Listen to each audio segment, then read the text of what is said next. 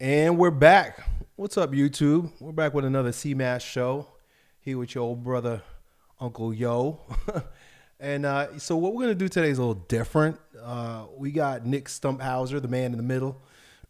He's going to host today, although it's going to be on my channel because he doesn't have a YouTube channel. And Nick is going to walk us through his thoughts, and we'll debate on whether or not ambition is a virtue or a vice. So I'm going to pass the mic. Good old Nick. Take it over, dude. Yeah, thanks for letting me do this on your channel, Elliot. Really appreciate it. I'm not sure if Will will be joining us, but we got Tim here as well. And this is a subject that's been on my mind for years. I've explored it through the lens of atheism when I was an atheist, and now as a faithful Catholic. It was something that gave me pause when I was re-entering the church. As an ambitious guy, could I be a good Christian? Could I be a good Catholic and still go out and achieve all the things that I wanted? And so, Elliot, you're a coach and an author, and you've been mentoring young men for years, in person and online. Tim, you're an author of 4 books, a father of 7. You've both have achieved a fair bit. If Will was here, I'd lay out his scalps as well for the audience, but they already know. And then at 25 years old, I also have kind of done a fair bit in my life. Excuse me, at least in the realm of film. But six feature documentaries I either produced or directed, and then currently running a couple of businesses, one with Will. And so we've all achieved, and we've all aspired to achieve certain things. So I think it would be interesting to start, though, by making the distinction between men and women with respect to achievement, because it was Alexander the Great, not Alexis the Great. It wasn't Julia Caesar. And given that this is a Catholic masculinity podcast, I figured we'd start with Tim, the case for patriarchy man himself. Can you maybe go into the ontological, the teleological differences between men and women when it comes specifically to achievement? What's up, Will? Hey, Nick. How's it going? Hey, Tim. Good. Welcome. Sorry, the clock's We way got a back bit of an here, echo so I there from you. forgot. All right, hold on. Good classic echo to start a show. No good shows start with clean audio.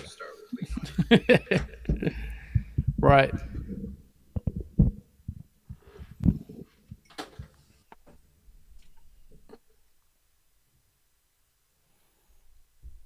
Perfect. I think that took care of it. I just can't hear you now.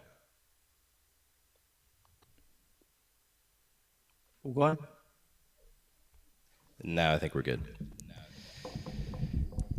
So yes, I was asking nice. Tim to start by explaining through the lens of achievement and aspiration why men and women are different. Why it was Alexander the Great and not Alexis the Great. This is a good question. You start at the beginning. That's the proper procedure. Man is the active principle. Woman is the passive principle. We know this because it's true microscopically and macroscopically. It's true ontologically, and we know that because of our sexual chemistry. Literally, man is the active principle sexually. What a woman must do for life-bringing is not to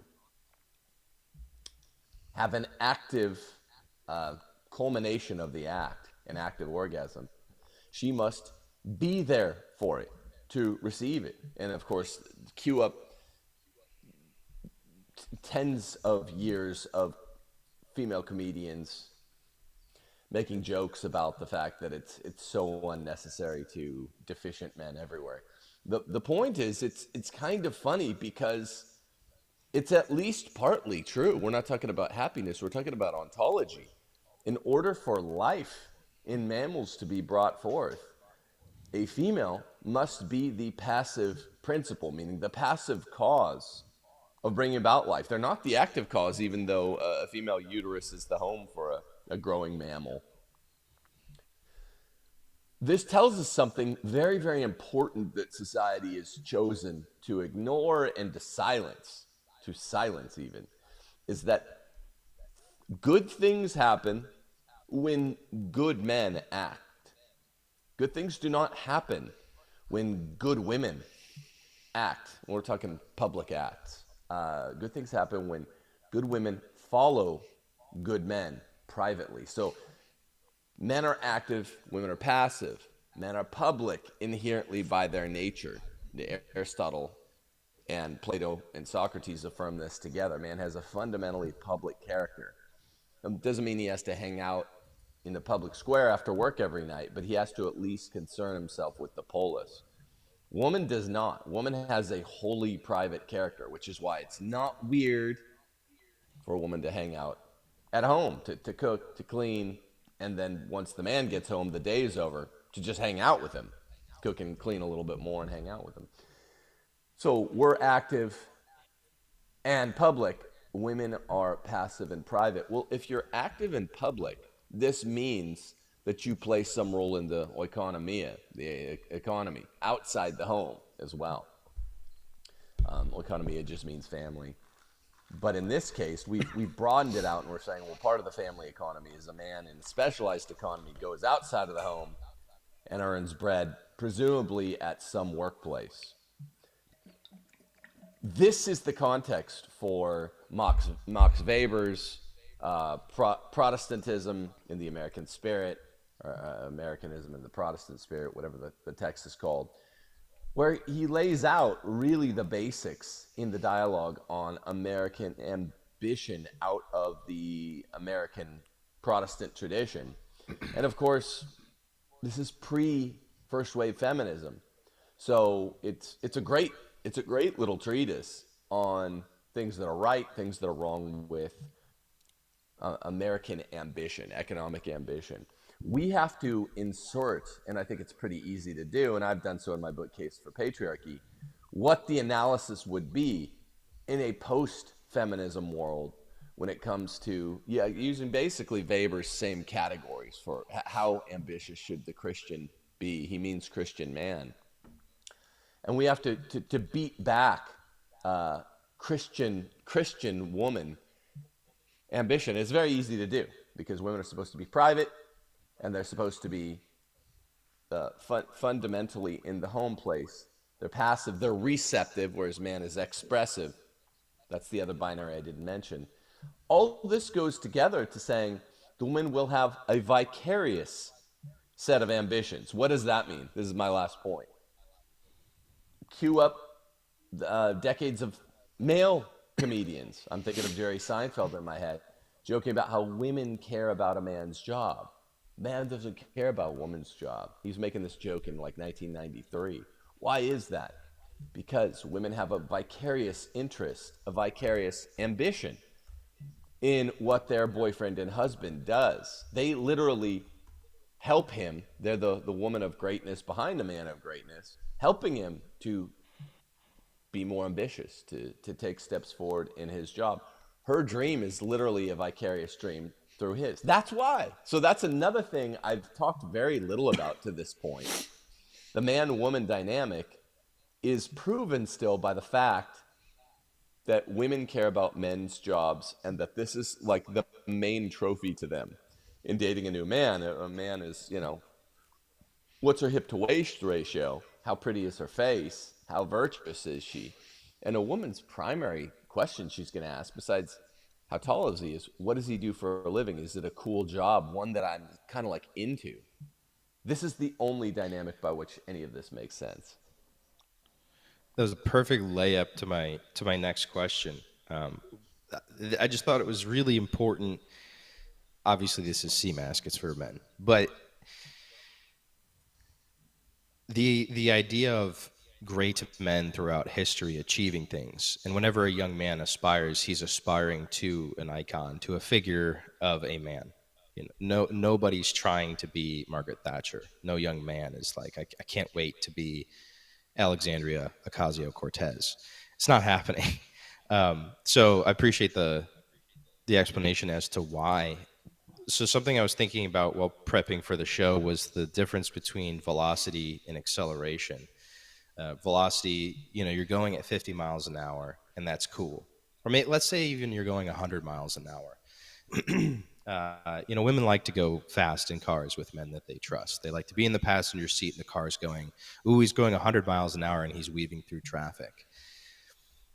But it's also expressed in the I hate to say red pill because I'm actually somewhat in agreement with this, so I'm not trying to dunk on it too early here. That women also like acceleration. So you started when I met you were going 20 miles an hour. And over the last 3 years, now you're going 100. And I can tell that if I stick with you for another 3 or 5 years, you're going to be going 300 miles an hour down the Autobahn. And I want to be in that car with you. So women are attracted to acceleration, not just a speed itself. They want to know that you're going somewhere because you're ambitious. So Will, as the guy who's dealing with a lot of married men who are kind of stuck in this stasis, would you agree that men, in order to maintain a romance, must be accelerating? Yeah, the way I put this is that she's not going to jump from a moving train.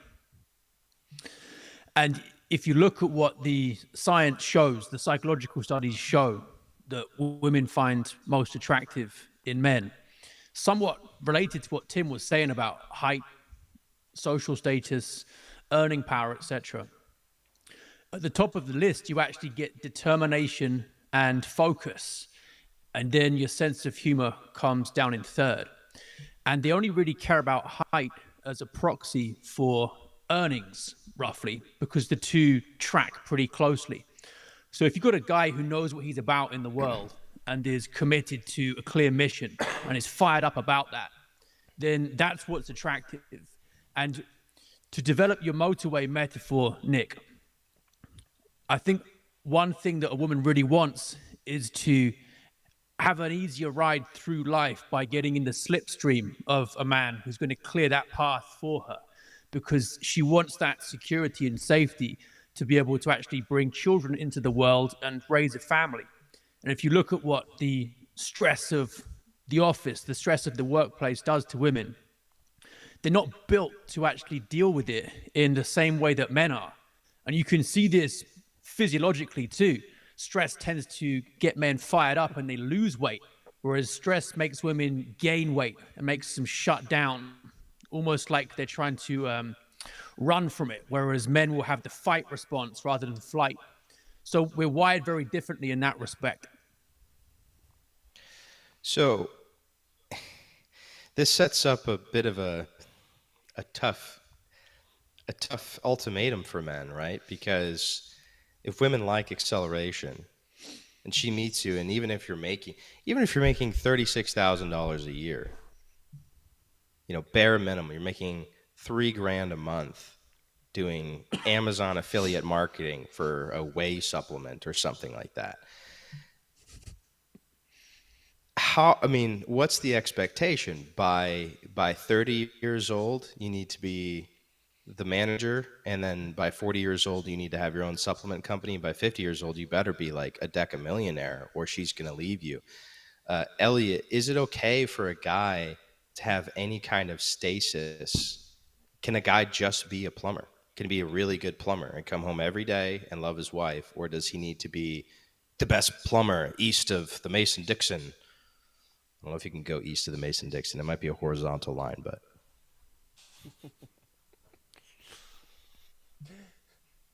I don't know. Like, it depends. If she's satisfied with the lifestyle that he can create, being a plumber, then it's fine. Then it's good. I think everybody has different requirements for what they expect in life. Not everybody has the same expectations, right? Maybe she comes from a family that is not wealthy. And so she only expects that he can put food on the table and pay the rent. I mean, I see it all the time. We went to a soccer game in downtown Orlando. And we was walking through the hood. We were walking through the ghetto. And we just watched people sit out in front of their cinder block houses. And they were just drinking in front on the porch. And they seemed to be enjoying themselves. The ladies were laughing. The guys were telling jokes. The kids were running around in the front with the diapers on. And in a way, I kind of admired them. I was like, these people are poor, but they're happy. I mean, I couldn't. I would have a hard time with that personally. But there was something wholesome about their willingness to enjoy life on breadcrumbs and minimal and having minimal expectations. And so I don't know. It depends on the circle that you're running in, right? If you're hanging out with ghetto chicks, maybe she just wants a stick of bubble gum. Maybe she just wants to go to Sizzler. So you grew up in New York. You start strength camp. You know, you do. I was watching a bit of your 12-year cycle video where you're going through the 3 12-year cycles and what you think is coming in the next 12-year cycle. And you know, you're at present, you're crushing it, but you weren't always crushing it. But you've been with your wife for, if I remember correctly, you've known her for 24 years? Okay. Yeah, like 30 actually. 30. We're 44, wow. So yeah, 30 years. Okay. So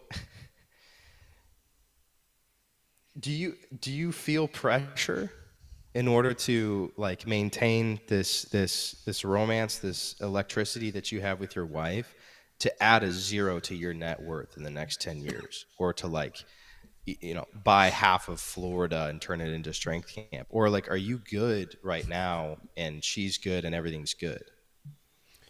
So you gotta understand, it's kind of what I was talking about before. She didn't have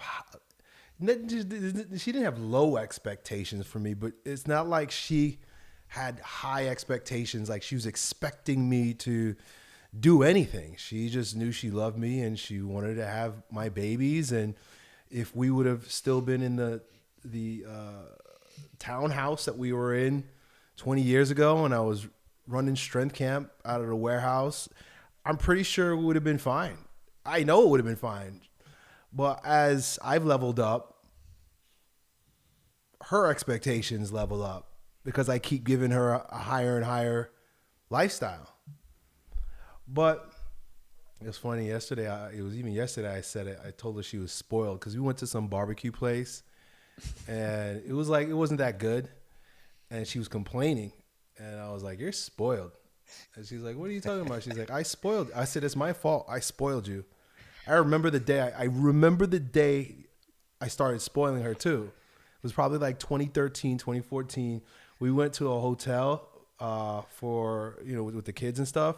And it was pretty ghetto. We didn't expect it to be because it was, you know, a lot of people said it was good, but it was really not good. And it was my idea. I was like, let's just ditch this place and go to the Don Cesar, which was like a, you know, 5-star hotel. I was like, this place sucks. Let's go somewhere. And she was like, are you sure? Really? I was like, yeah, this is bad. Go call them. See if we can is it down the block? Let's see if we can go there.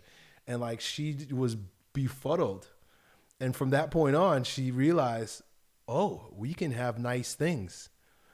And so her expectation now is that there's going to be nice things. So I have to maintain that. That's what that is a little nerve-wracking. Like I can't go backwards. But I do know that if I do go backwards, she's gonna roll with me. Yeah, well, we hear these horror stories. You know, you see a clip on Joe Rogan of this woman whose boyfriend was an MMA fighter, and she was like, I got the ick because of the way that he was getting his face pounded in the fight. She got the ick because she thought that the way his body was flopping Oh wasn't yeah. wasn't masculine, you know. And you hear these horror stories like this where like women are so fickle, mostly coming from the red pill side of things, where they're like, you know, the women just wait at the finish line and screw the winner, and they're not going to stick with you. And so like you have to keep pushing, because if you're not literally Jeff Bezos in the next 5 years, you're going to be alone and destitute, and no one will ever love you. And I then don't I think so. I don't know, man. I think a lot of that stuff is sensationalized. I think, of course, they highlight these situations. Maybe I'm naive, but I don't think most women. I don't. I don't think it's like that. I think that's like few and far between.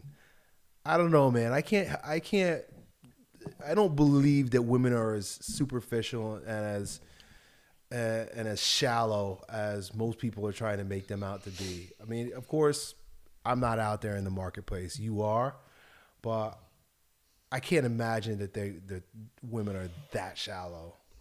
Well, I No, think no. it probably is some level of femininity in the truest sense, because like I look at Steph and the kids, and like whether it's a piece of candy or like an RV trip or Disney, what any big or small thing, they're like, thanks, Dad. Steph's always just thanking Tim. Thank you. Hey, thanks so much. Hey, thank your dad. There's just so much gratitude flowing toward Tim, and I think that's sincere feminine virtue. Yeah. That's like what a woman would do for her husband. And there's like every cell in my body knows, and I'm sure Tim agrees with this as well. Sorry for talking over you, Tim. You can take it from here. That there's no way like Tim could lose every internet platform on earth and be a bricklayer, and Steph would love Tim to the end of the days. Yeah, exactly. When I look, people have to understand this. Sometimes I feel like I should fly it more. When Abby was born sick, our first daughter was born sick. When me and Steph took a little risk, our third year of marriage, and went overseas for me to get a doctorate at the Greg, oldest Jesuit university in the world in Rome. And I came back without the doctorate. I mean, getting a doctorate in philosophy does not mean you're going to be a celebrated, voyeur of riches and fine things. It means you're going to maybe be an academic, which is cool, and you'll be smart, but you're not going to be wealthy. And Steph always supported that. That was my dream since before she and I started dating. So I'll be a philosophy professor because it's a good way of life, not because you're rich. And so we went over to Italy to do that. I accomplished the goal, got the licentiate, got into the program, but we had to leave because Abby was born with needing so many brain surgeries. It was scary. Steph still didn't speak Italian, and she was having to stay in the hospital for a month at a time with Abby, and only I spoke Italian, so it was gnarly. We came back here. I felt like Edmond Dantes. Came back to my home shores, which I'm sorry to say was just LAX, not Marseille. And over a year later, and I had no philosophy degree, no career. It was November of 2008, and a few bucks in my pocket. We kind of were starting all the way over. I mean, literally, I think a few $100, maybe $1,000 to my name. I wish I knew the exact amount. Starting over. I couldn't go back to what I was doing before, teaching high school, because it was the middle of the year. And we were at a loss. And everything since then, eventually I decided to go to law school. But the point is, there was no into shadow in our mind to think, oh, well, Tim's never going to be what I wanted him to be. Like, I think when you hear the red pill horror stories, what's not being distinguished, because most of those guys are fucking retards, is a distinction between first and second potency. And like women have I have noted it. You watch the Kardashians or you watch any of the things that they're being raised on, and is the difference between first and second potency. It's a wide dichotomy between what they naturally are. It's a natural virtue of women. They're very loyal when it's not bred out of them. That's a woman that's formed an attachment with her man, right? It's semi-actualized potency. Once she's like with the guy, it doesn't matter if his face gets pounded in. It doesn't matter if his bank account's brought nearly back down to zero. Well, not that ours was huge before that from high school teaching, but once she's formed the attachment, a woman is more naturally loyal than a man, I think, if you took it on average. But before she's formed an attachment, women are very fickle. And what a lot of men do is they report women that have not yet formed an attachment, that they've been on 2 dates with, as their girlfriend. And then they start sharing stuff that you shouldn't share with someone that's new. They're too vulnerable too soon. They don't understand that just because the girl went on the first date and then the second date with you, don't tell them that, right? I tell young men this all the time. That look, they're not like us. You're with her and you'll keep going on dates because she was nice on the date and she continued looking nice. That's not why she's with you. She's there wanting to know you deeper, wanting to know whether to form an attachment, which is, I understand, it's a below the surface sort of semi-rational, pre-rational decision, precognitive. But once they've formed it, they're super loyal. And a lot of young men are just bad reporters, what we call in literature unreliable narrators. So they say this stuff and they call it their girlfriend. It's really a girl they're on a second date with. Of course they don't want to see a guy that they're out on a second date with get their face pulled. Steph talks about the first date she ever went out with this little guy. He tripped on the walkway away from the house, and she's like, I thought he was so cute before that, but I was just done after he tripped. It didn't matter what else he'd done. That was before she'd formed an attachment. Now, Steph is the most fiercely loyal human being I've ever met. This woman idolizes Samwise Gamgee. If you know anything about Fellowship of the Ring, that is his heroism, is his loyalty. This is Steph to a T. But even she, before she'd formed some attachment to some dorky little, trouser-wearing ninth grader or something, that's very devastating. So there's a wide chasm between what women will suffer before they formed and after they formed an attachment. And stupid young men who don't understand the difference are often confounding the categories.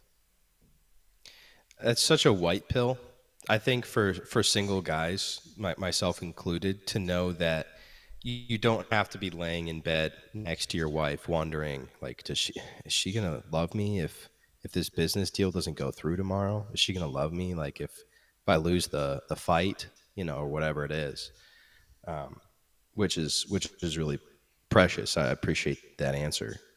So in regards to the moving from atheist to Catholic and considering the ambitions that I had for worldly success, Will, we talked last week or 2 weeks ago, about the first commandment and worship, and how the proper form of the human, and specifically the man, is to worship God. Ambition typically lends itself to glorifying the self. And that's oftentimes why men are ambitious, is they want to increase worldly status, because it feels awesome to have that power, to have that status.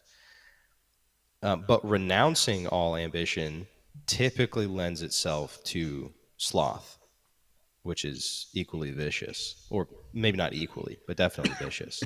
How does a good Catholic navigate that? And if you would, in your answer, I would love to hear your thoughts specifically for single guys, and then also for married guys. Happy to answer that one. I'm just going to add before, though, that what Tim said about what the real commitment of marriage means is spot on. And it's what I've found as well, because I lost the top teaching job in the UK and my house alongside it. And far from thinking, oh, he's not earning as much as he was before, therefore he's unattractive, my wife actually found it attractive that I was willing to make that stand on a point of principle.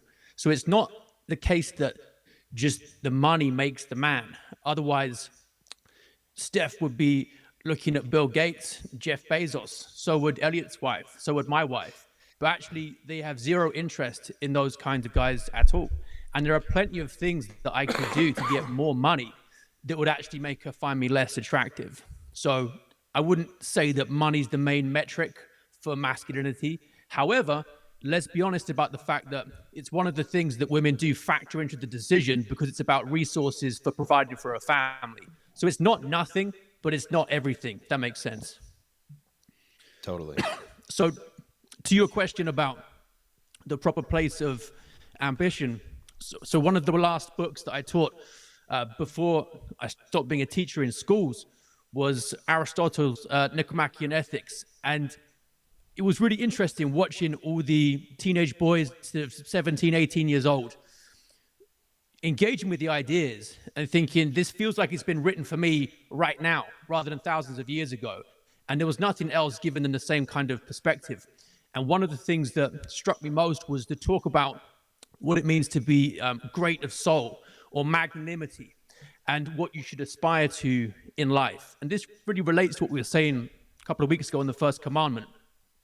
So when you've got things about yourself, gifts from God that actually befit you, call you to something great in life, then it can actually be a bad thing for you to not use those and run away from them. And you've got characters in the Bible, Jonah's one, for example, who resist God's call to do something big. And they think, I'm not man enough for that. I don't want to take that difficult route. I'd rather do something smaller. And that's a vice. Pusillanimity, being small-souled. And I see that so much in the young guys that I talk to. They're thinking that the only thing they're really capable of doing is just maybe sitting around, playing a few video games, and generally kind of stay out of trouble. Don't get married. That's too scary because it involves some kind of risk. Whereas really you want to be fired up to the maximum that you can be to suit the actual gifts that you've got. Like, Nick, you're an amazing filmmaker. And that involves putting yourself out there, making a few enemies, taking some risks on, but you've got the talent, the aptitude for that fight. So for you to walk away from that and not use those skills, that would be a bad thing. But it's not prideful. It's not you being showy or seeking status to take that fight on. It's you doing what you're actually built for. Same with Tim, podcasting. Same with Elliot as well. You've done what suits who you are. And that's what men need to find out. So once again, perfect layup into the next question. And Elliot, I want to start with you on this. As somebody who has coached guys in person a lot of times with strength camp, but also people would send you questions. As I've told you, like I remember watching you, Elliot, a decade ago, roughly a decade ago, and people would ask you questions about this stuff. Main leg of guys my age that I hear, I would say over 95% of young men my age is, I don't know what I want to do with my life. And I cannot even begin to understand that, because since I was conscious, I knew exactly what I wanted to do with my life, and I've done it. What is going on in the mind or the heart of some young man who, when you ask him, gun to your head, what do you want to do? He's like, I don't know. Yeah, it's because the world doesn't give us a mission, and men were always given a mission. They were always given meaning.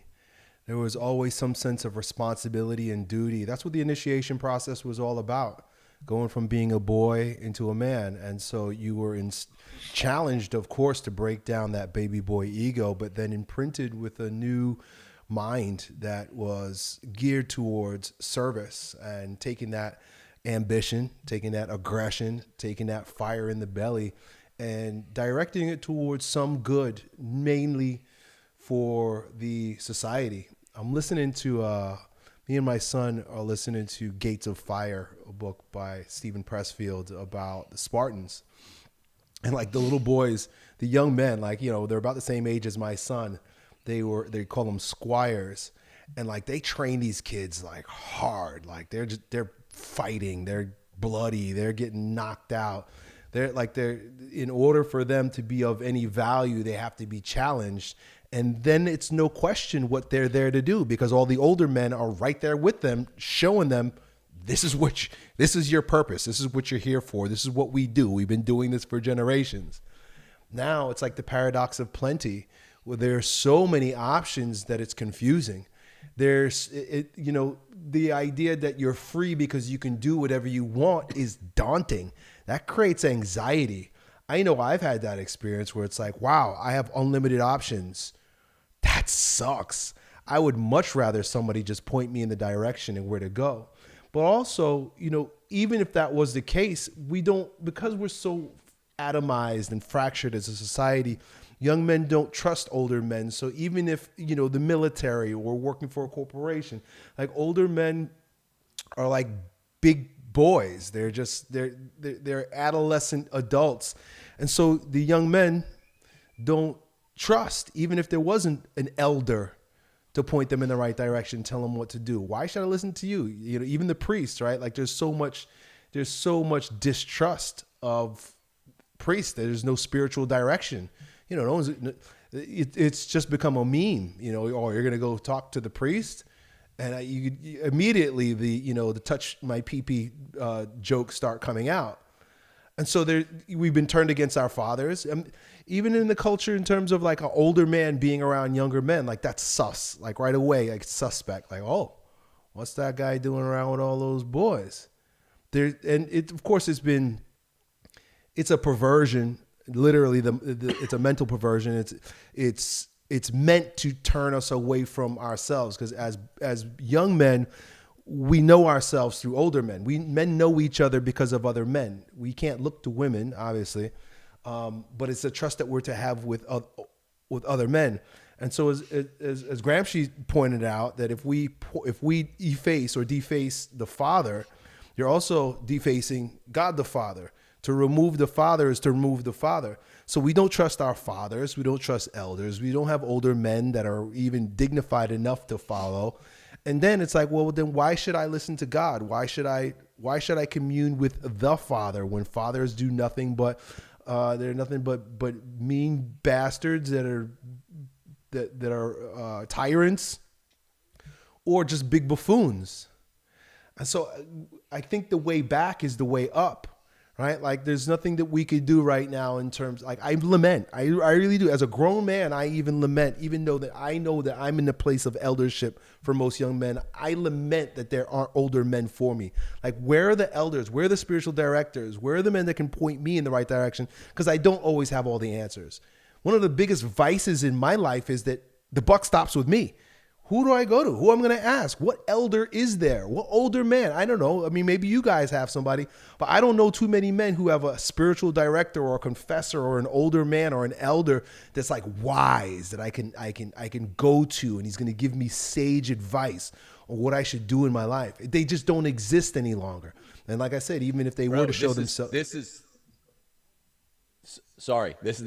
was saying this just the other day, and I call it the Miyagi complex in rules for retrogrades. In the West, we don't have sage elders. You have to look east, and that's mainly in myth and story anyway, and it'll be an Oriental guy from the East. That's why I think so many Catholics go Eastern Orthodox. It's the myth of pre-modern wisdom from the East, because we have no faces that look like ours in the West that have anything to offer other than they're kind of too nice, the elderly, or they're too grouchy.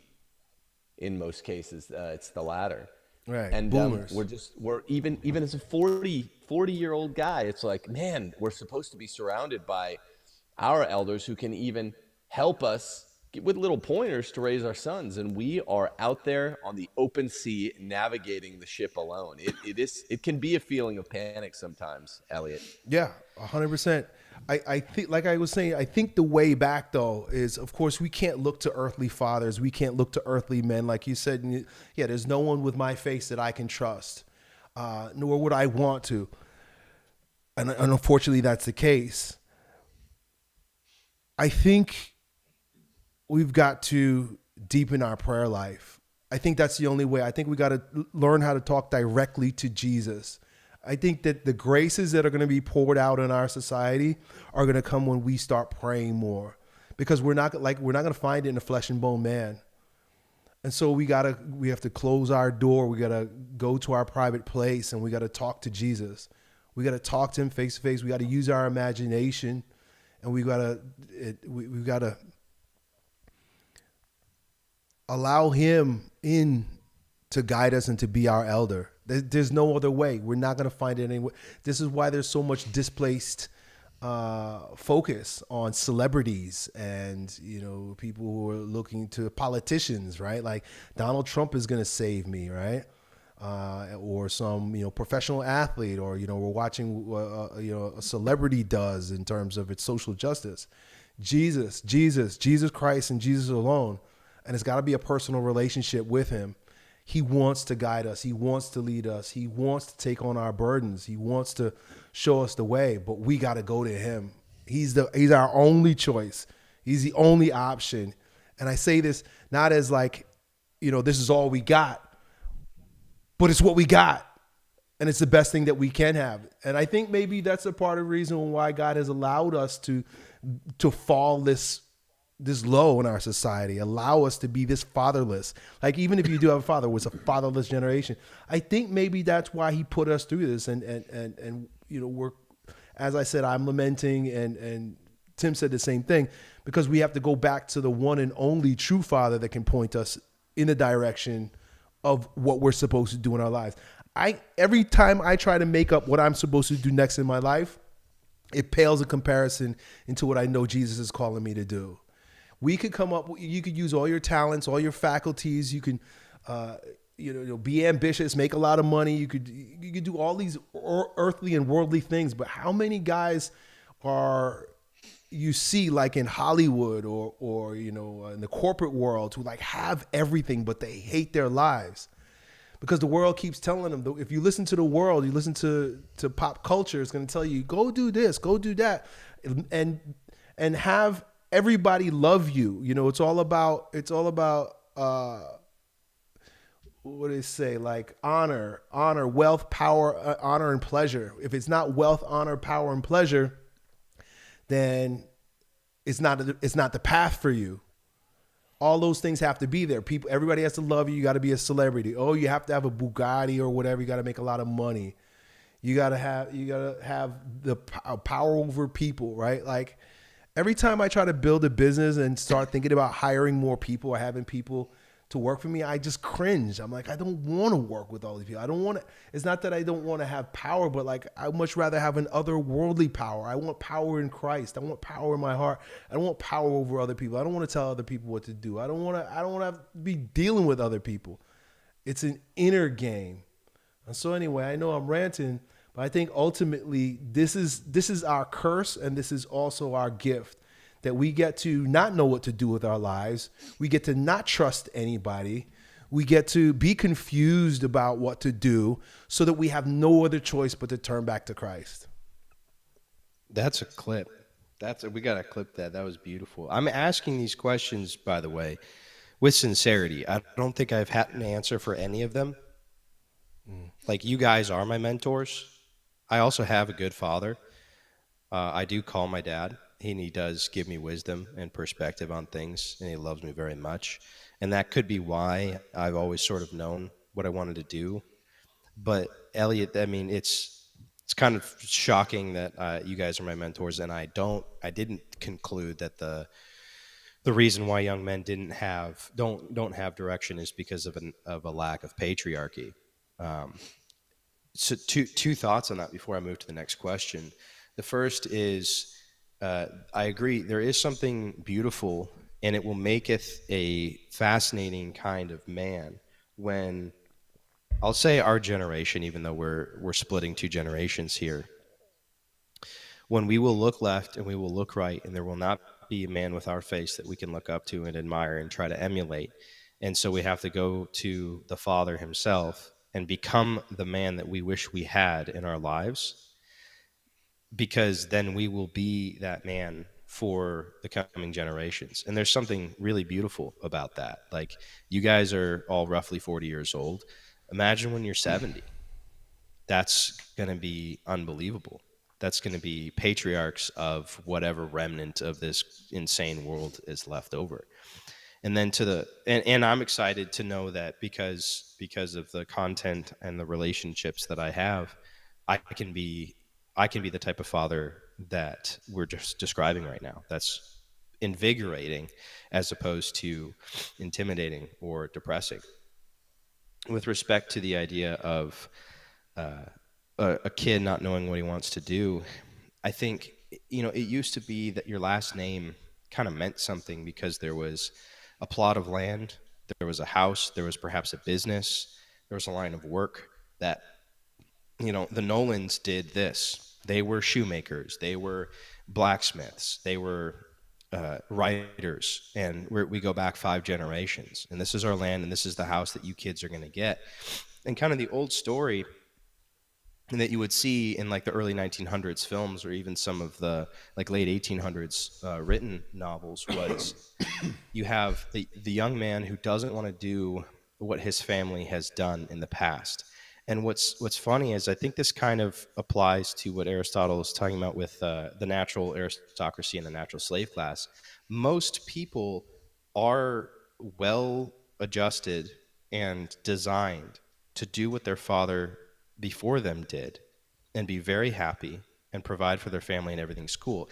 And in the rare 1% instance when that doesn't fit them, then they do break out. That's the natural aristoi. And they're going to say, no, father, thank you for everything you've given me, but I'm going to go strike out on my own.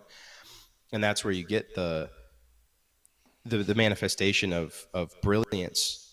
And in what we have today is you have no legacy. So the young man isn't told you have to do this.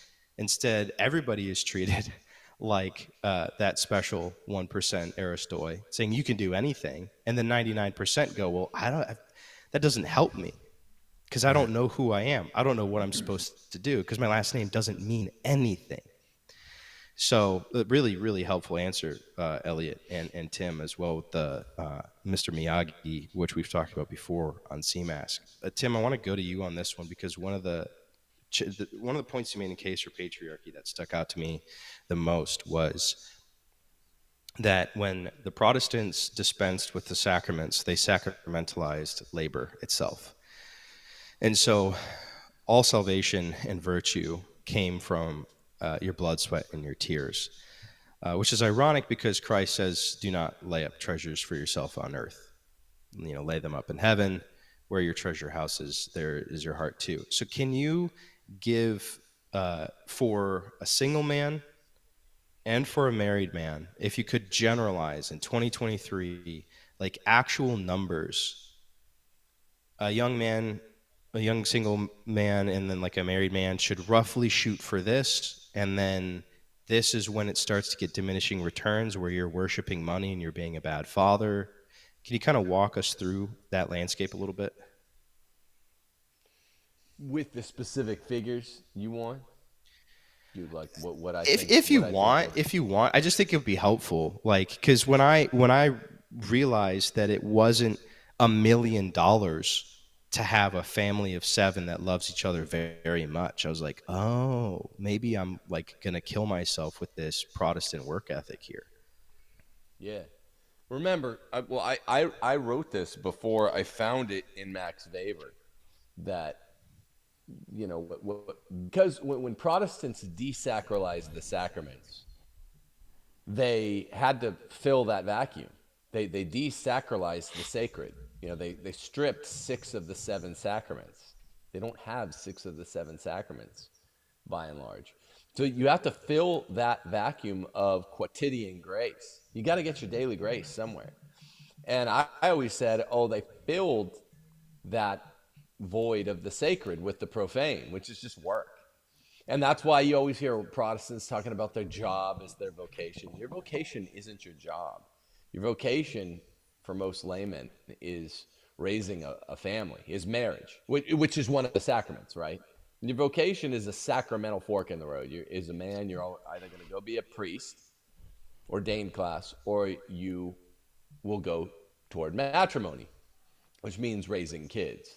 The telos of matrimony is raising kids. So it's not your job. That's just what you do as the basest job requirement, the most basic. thing you have to do as a household earner is earn money. You got to, like Theoden of Rohan says, your 3-day ride to battle and then strength once you're there enough to fight. That's every man getting home from his 9-to-5 job or 8-to-6 job or whatever it ends up being. You got to be home with strength to pray with and play with your family. And that's really where they're either going to, love you or not. Too many greatest gen created the boomers by going to work and like, this is what I did. The sweat on my back. Now everyone shut up. I'm going to watch TV. I'm going to drink 2 Schlitz in front of the TV. Everyone shut your mouths. That's a fail. That's a fail because keeping the lights on is important. It feels really important materially, but it's the most basic part of what we do. You got to get home and love them, play with them and pray with them, and say, what did you learn today? At least oversee the education that way. So that's 3 things that are more important than just keeping the lights on. Sorry, greatest gen. It's a misnomer. That's what created boomers. So I read a statistic once that said, I think it's either 120K or 140K.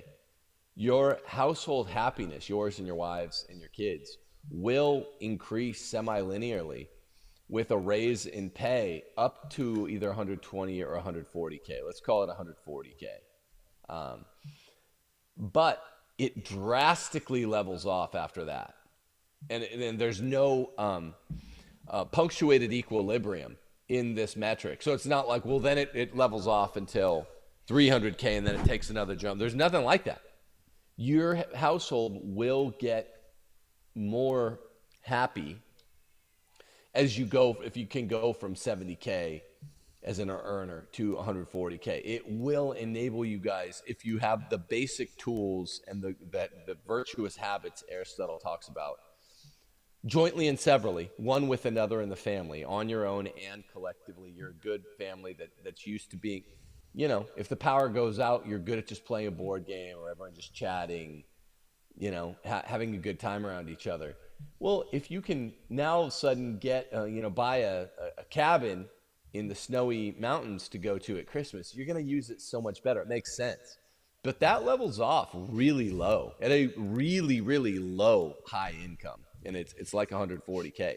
You're not going to be able to cheaply, materially add to your household enjoyment one of another by getting 500K over 140K. Those are the hard statistics. And I thought that should inform the answer to what you asked me, Nick. It's like, single man, I don't know what you need. You don't need much unless you're trying to be Andrew Tate. And there's really nothing more pathetic out there than a young single man trying to be Andrew Tate.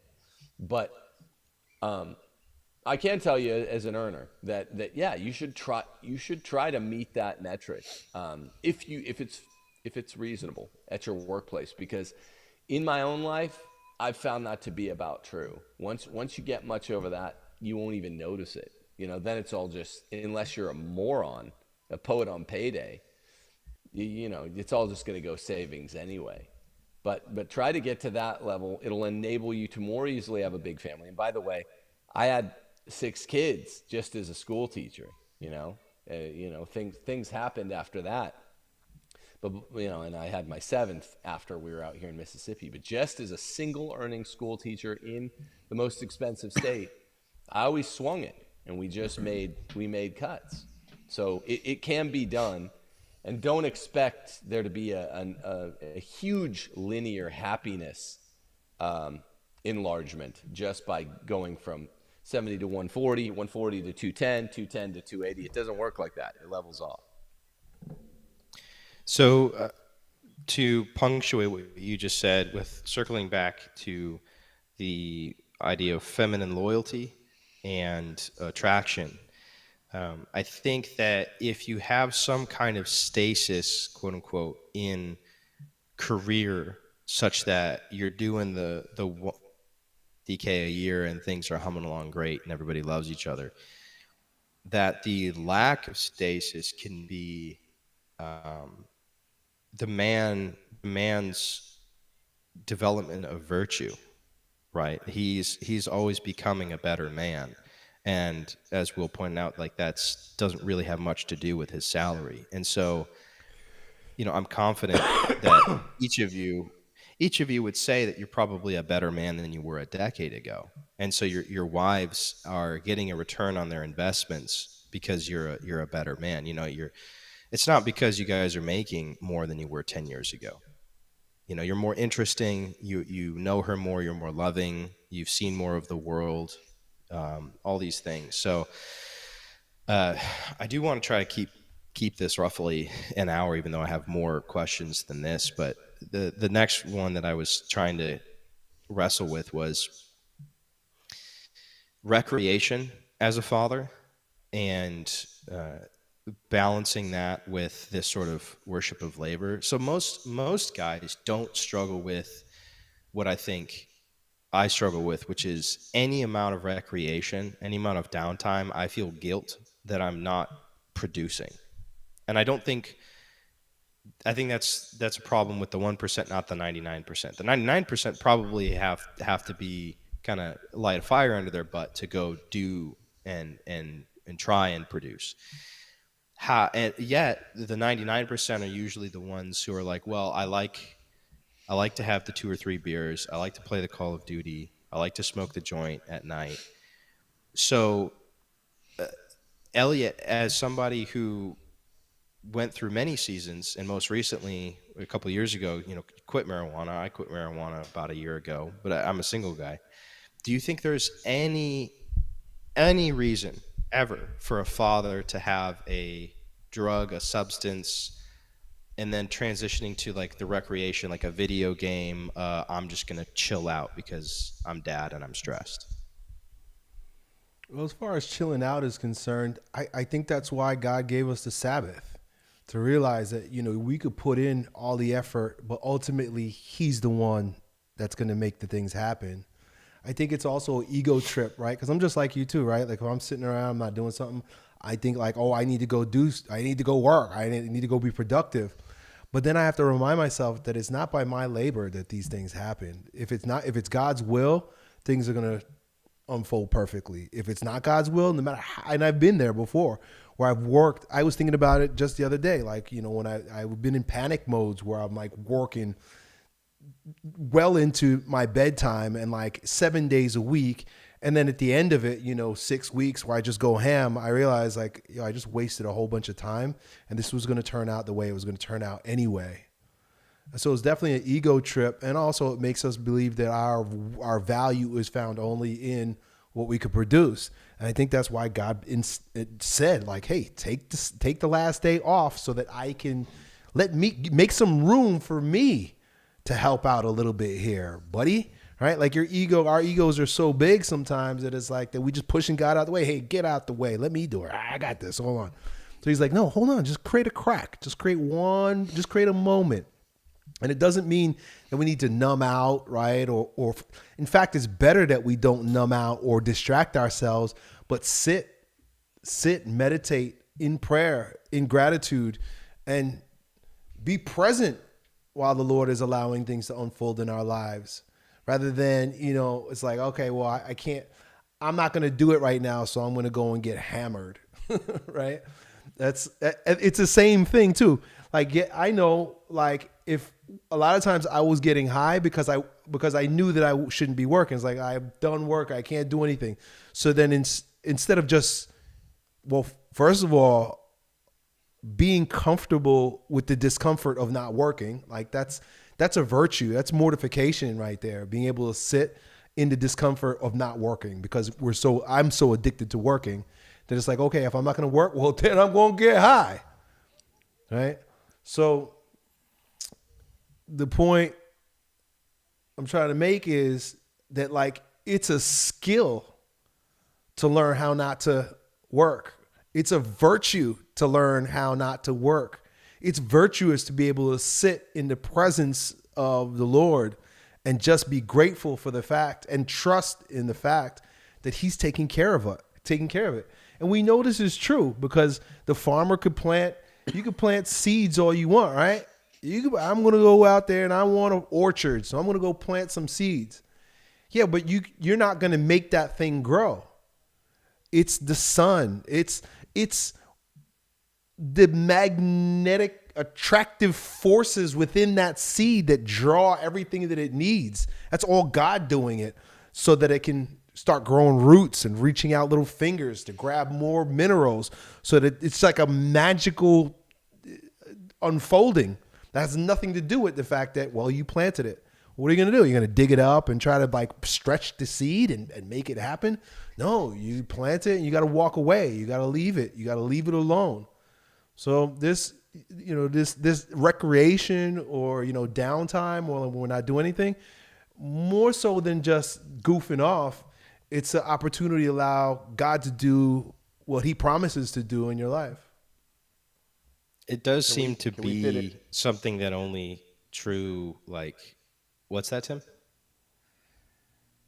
Well, I just wanted to fit in two parables of Jesus, but go ahead and say what you're going to say.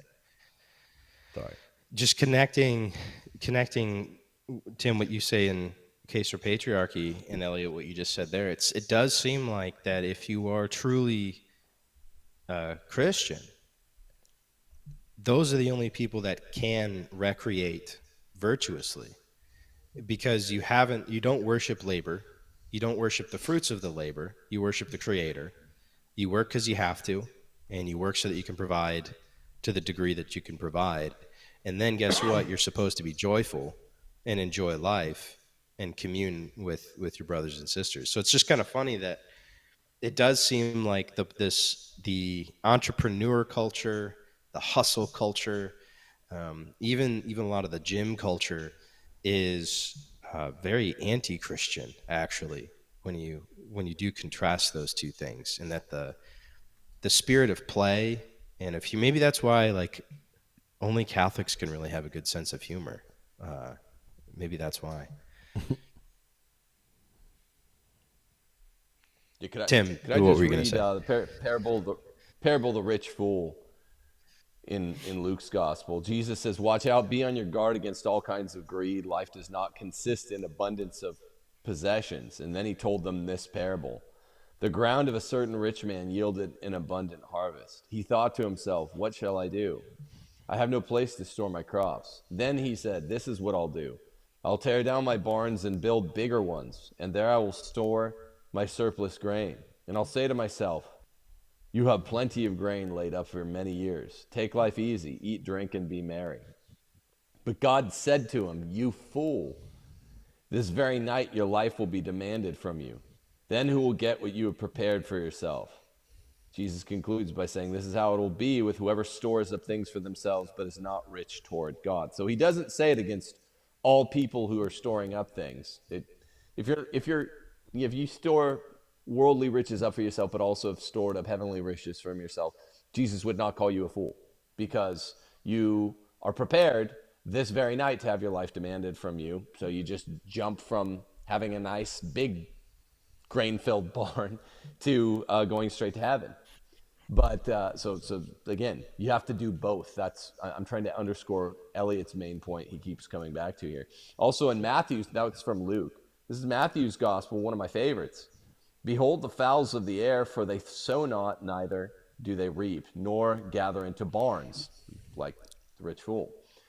"Yet your heavenly Father feedeth them. Are you not much better than they?" So he's not saying that we, like the birds, eat without the sweat of our backs. Human beings eat on the sweat of our backs because of the curse of Adam. What he's rather saying is you shouldn't worry about it. If you have a good young family, good young wife, and you are working during the day, your hands aren't idle, then you shouldn't worry about your wife leaving you the way the red pill says she will. That's a lie. And you shouldn't worry about the fact that you don't have great health insurance or whatever. The Lord will take care of you, and he always has with us. I just wanted to conclude by pointing something out to Nick. Actually, the night that we drove over in Florida and met Elliot this past summer, met you, Elliot. Earlier that day, Nick, you and I had been at my RV in the campground. We were at the Disney campground there, and one thing when it comes to playing or working, I've always been really productive, had great ideas, work ideas on vacations and when I extricate myself from my normal grind around here. My good idea is there, and I spend the next year developing them. This is an old leitmotif in my family. I always have a great idea when we go to Disneyland, which is a crazy, funny thing. But earlier that day, before we went with Elliot, I had the whiteboards out, and I made you a pitch, Nicholas, that is proving very effective for us, and that we'll probably roll out sometime later. But that was on vacation. I got to get away. You got to recharge your batteries, and I think if you have any part of that natural Aristoy in you, you'll find that when you're away, you're kind of wanting to return with a resumed vigor, and that's always where I get my best ideas, is on family vacation. There's a good book about that, Tim. Joseph Pieper's Leisure, the Basis of Culture. People listening should go and check that out. It's a short book. It's a good one. And he makes the point that basically the point of recreation is to restore you, to return you to work. It's exactly the process you're describing there. You re-energize and then come back ready for more. You recharge your battery. Beautiful. It's a corny one from popular movies and such. But also, I would just say, Nick, Will, you mentioned earlier Nicomachean Ethics. This is the one book that every human adult, man, woman, should read. It's the one book from the Western Canon of Philosophy. I'm beginning a free course on this next Wednesday on my channel. You got to go to timothyjgordon.com and sign up, but it's free. It'll be live every Wednesday at 5 CST. I do this as a way of giving back. Absolutely free if people don't have the money to make a donation or something like that. So that starts Wednesday, the 8th of November, 5 CST. Go to timothyjgordon.com and sign up for our one chapter a week lecture course on Nicomachean Ethics. I only have 2 more questions. This has been a really edifying talk for me. I hope it has been for everybody watching as well. And then I got to jet because I actually have an inspector coming to the house. But I have to ask these 2 questions. The first, Will, as the man closest in resemblance of stoic disposition to Jocko Willink, I have to know, what do you do for recreation? How does Will chill? I normally have lots of ideas from books and things buzzing around in my head, and I just like lifting weights to switch off. It's probably not most people's idea of fun, and maybe it's not the answer you were hoping for, but if you get something really heavy in your hands and then everything just quietens down, that's the equivalent of like meditation for me. So I'll do that. I'll say my Psalms in between sets, get some prayer in at the same time, and then I come back feeling refreshed, ready for more afterwards. So it's probably a stereotype answer, but that's my answer. That's what we thought we were gonna say. You did not fail me. You did not fail me at all with that answer. I was going to jokingly say sit-ups, and then you just one-upped that with what you said. So the last question. I'm sorry. Go ahead, Will. The other thing, I like getting out in the fields in nature, walking my dog with my kids, just appreciating the beauty of the world around me. So that's the other big recreational activity that I've got. Yeah, nature's huge in terms of not only just like lowering cortisol, but calming the soul. The last question is, I could make a rude age-related joke here, but I won't. I'll keep it friendly. What do you guys think of retirement? The folks over at New Polity are anti-retirement. They quote Aquinas and Rerum Novarum or whatever, and say that you should never actually retire and all this stuff. Do you have a 401k? Do you have a Roth IRA? Are you guys going to hit 55 and go to the Caymans and sip margaritas? With each Start other. with you, Elliot. Yeah, with each other. Mm-hmm. I think they're like mini retirements, right? Like I retired like 5 years ago, and then I came back. I think if you're working for yourself and you build something that's sustainable and you take a little time off, right? Like my vacation doesn't have to be, 2 weeks in the middle of the summer. I could take a whole month off for Christmas. You know what I'm saying? So I think if you can take more frequent breaks from doing the daily grind, then there really is no need to say that, okay, I'm going to be done completely at some point, right? So it's kind of like, it's more cyclical. It's more natural, right? Every year we go through winter time, right? What is winter? Winter is when the world rests, right? The nature rests during winter. And so I think if we follow that sort of cyclical pattern in our lives, that we can keep going, and that there's no reason to hit the wall and then, I don't know, do what for the rest of your life? Just waste away. Love that. Tim, are you gonna retire, you think? Or do you think your work is going to evolve in some way over the next 40 years? Well, I love Elliot's answer. And over the last 3.5 years, since I have begun doing what I do now, a kind of teacher on either live or recorded screens instead of a teacher in classrooms, I make my own hours. I mean, you kind of know what I do, and I have a whole bunch of mediums for it. And I literally do take off more time for Christmas than I ever had off. I can set my own yearly schedule, and Elliot's answer is just perfect. I would also, as an author and a thinker, I mean, I need to finish the doctorate at some point, but we're hustling with lots of projects with you three gents, actually, lots of different ones with the three of you guys. I need to finish the doctorate, but yeah, I mean, I published 4 books in 4 years, from 2019 to 2022. And so 2023 was a little bit of retirement. It was nice just to not write a book in a year. And yet I'm going to, be writing books probably all my life. I'm still Sophia Institute Press one. They've been the best publisher that made a 3-book deal with an author ever. Very loyal, very bold. They deal with my boldness. They take it in stride.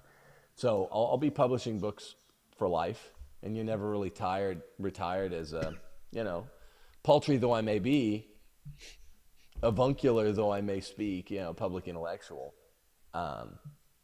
So I hope that. I would also just say a final answer, Nick. If you're listening to New Polity, you're getting your just desserts. You deserve whatever suffering they dole out. It was a brief stint. It was a brief stint at the beginning of 2023, and I've since graduated past those Manichaeists. But yeah. So Will, are you going to shoot for the 1,000-pound deadlift, or are you going to retire that at some point? What's your both seriously with respect to weightlifting and your career? Well, with the career retirement, I think that Tim's image of the boomer who feels like he's done and just wants to rest in a chair watching telly because he's so exhausted. Retirement is largely a kind of boomer idea. And if you look at the lives of many of the saints, they kept going and basically died in their boots. Like the Venerable Bede, for example, he was translating St. John's Gospel from the Greek right up to the hour of his death. And there's plenty of guys like that who've just got something big that they want to keep working on until the wheels fall off. So I think that's to be commended in a man. If you've got that view of what a mission is and you want to give everything you've got, then keep going while there's still breath in you. And if that's writing, if it's podcasting, whatever it might be, if you're helping people in the world the way you want to, keep it up. I haven't made any big financial plans for retiring by a certain date, because I've known enough guys in my life who have had cunning plans to do that and then ended up dying before they ever got to go on the cruise and make the most of the fruit of the labors, etc. So I've always pumped my money into my family because that's my priority right now. And I will sort myself out when they are providing for themselves. Some people think that's crazy, but I just remember that we're called to pray for our daily bread and not get too anxious about tomorrow. So that's me. With the lifting, I gave up the idea of having big goals for lifting a long time ago. I just turn up, focus on the process, and then the results will be whatever they'll be. Who knows? Well, I feel sincerely edified. I'm very grateful to you, Elliot. Thank you for letting me take the microphone. I'll pass it back to you now for the Sea Mask episode. Well, that's it. If we're wrapping up, I think that was a great show. Appreciate you, Nick, for stepping up and wanted to share your idea with us today. So this was a good show. Yeah, thanks, guys. All right. Until next time, y'all. Thanks, Nick. God bless. Take care, guys.